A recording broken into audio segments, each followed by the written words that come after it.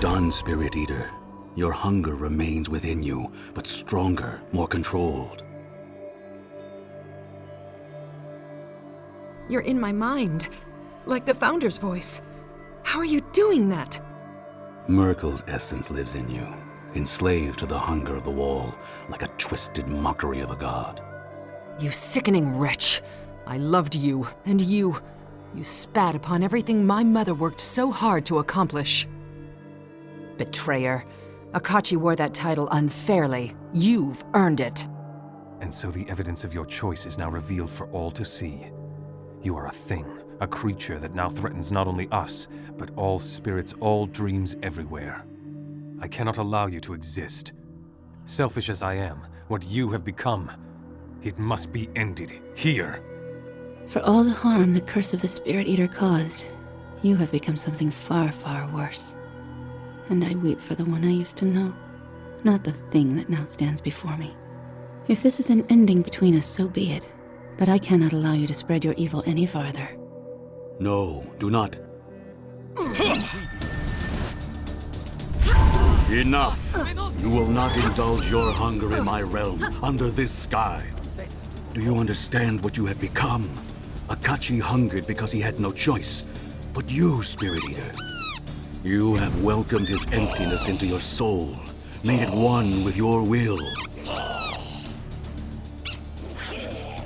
To destroy an empty thing? Yes, that is beyond the power of any god. Else the Spirit Eater would have been struck down at its birth. I warn you, Spirit Eater, by your very existence, you have declared war upon the plains. Gods shall hound your steps. You shall know no peace. If fear is the coin you prize, then yes, you will have it. But not here, not in my gray city.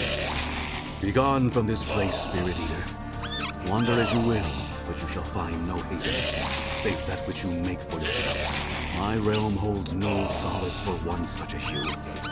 When gods and men have passed from the plains, and all has fallen into dust, I think you will wander still. And so you turned your back on my gray city, and chose a path that led you far from my realm. You became the very monster that I had hoped you would destroy, a greater threat to order than Akachi had ever been.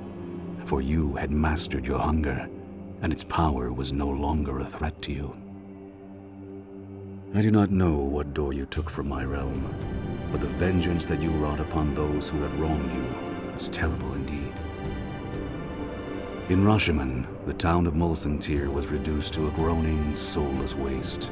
The surrounding lands were drained of spirits and fell, blackened and dead. Of all who had lived in Mulsantir, only a tiny company of actors walked alive from the carnage. But their bodies were soulless husks, endlessly hissing your praises with dry, rasping tongues. In the astral plane, you devoured countless cities of the Githyanki race, sparing only their children, which you delivered in chains to the feasting chambers of their mortal enemies, the Mind Flayers.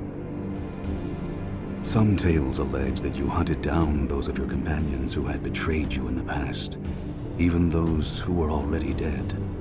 You tracked them to the plains where they had gone to their rest, and gorged upon their souls.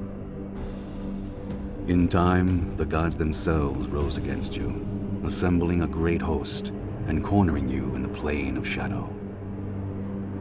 I was not part of that host, but I know that the gods were fewer in number when the battle was done.